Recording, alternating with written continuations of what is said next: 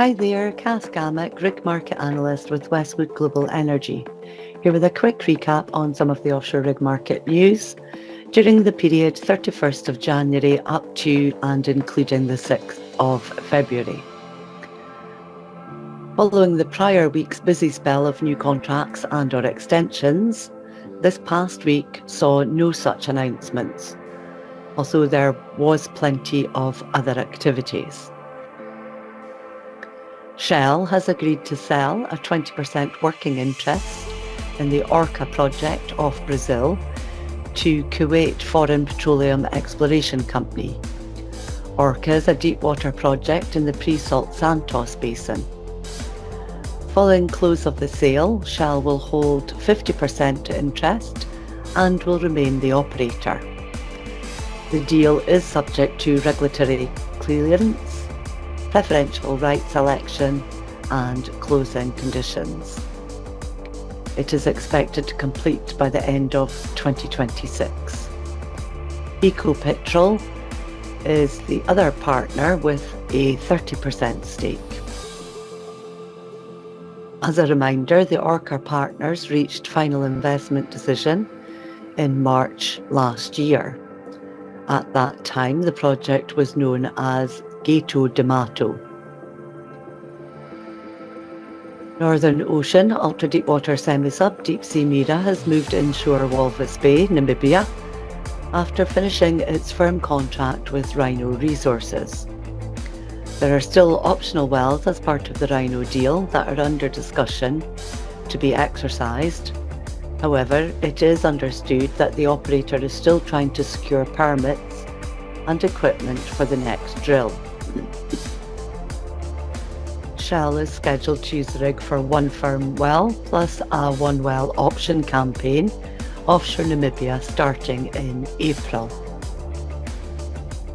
Further to the RigLogix report of the 5th of December, ENEOS Corporation jackup Hakaru 14 moved to the second well for Murphy around the middle of January. Operations offshore Vietnam began around the third week of October. The rig is now expected to complete this well sometime in March. The rig is on a 2-well contract that includes options with an estimated duration of 150 days. No options have yet been declared. However, we understand discussions are ongoing. ENEOS Corporation jackup Hakaru 11 has completed the first well and moved during the third week of January to the second well for Murphy. The rig is on a 4-well drilling campaign offshore Vietnam, with each well estimated to take between 90 and 120 days. The contract, which commenced in October last year, includes 4 options. The earliest availability is estimated to be in the first quarter of 2027.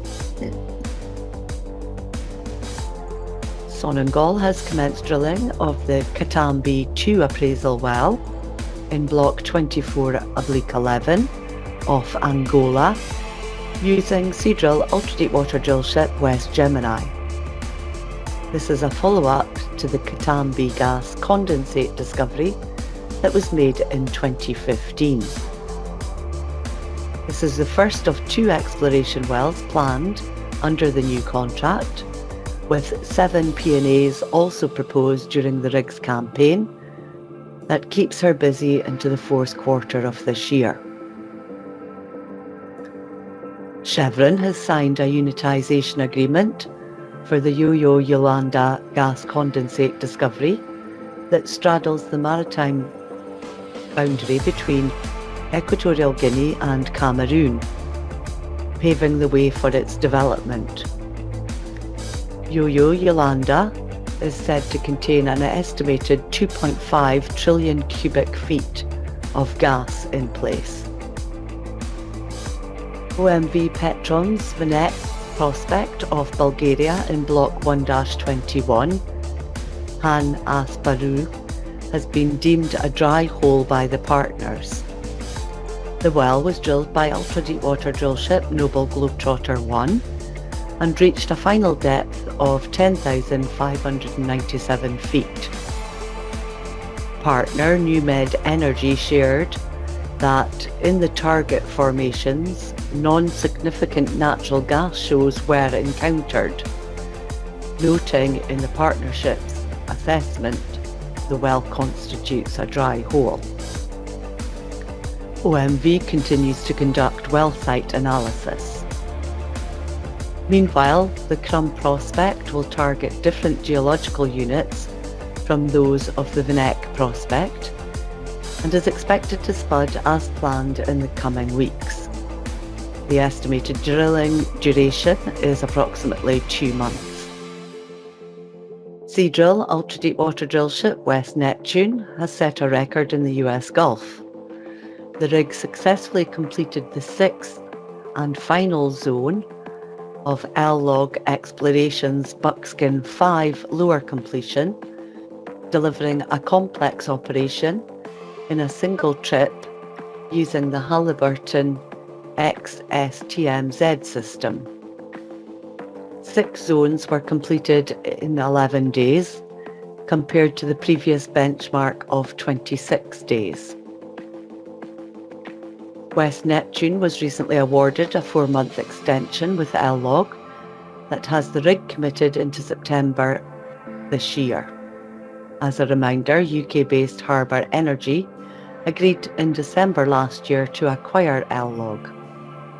That transaction is expected to close late in the first quarter of this year.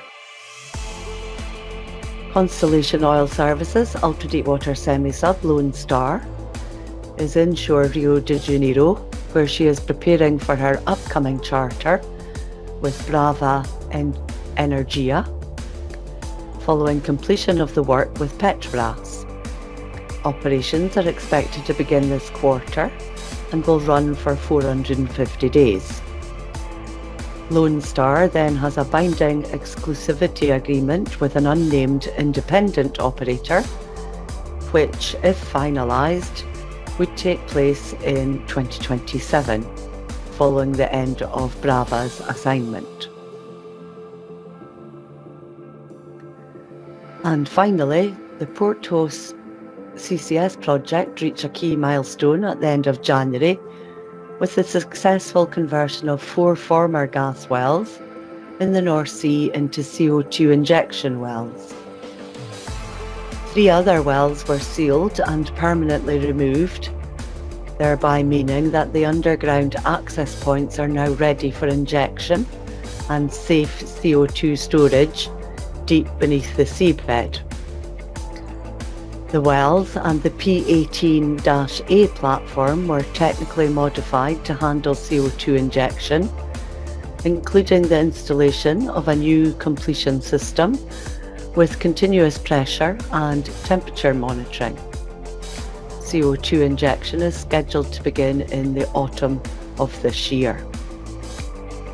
TAQA chartered harsh environment jackup Valaris 123 in October 2023, with operations commencing in March last year. The rig remains operational off The Hague at the P18A platform. Meanwhile, Valaris 123 has no follow-on work, and at this time, RigLogix anticipates the rig will be laid up at Dundee until such time as a future contract is secured. That's it for this week. Many thanks for listening. Hope you found this of interest. If you'd like more information on RigLogix, please visit our website, www.westwoodenergy.com.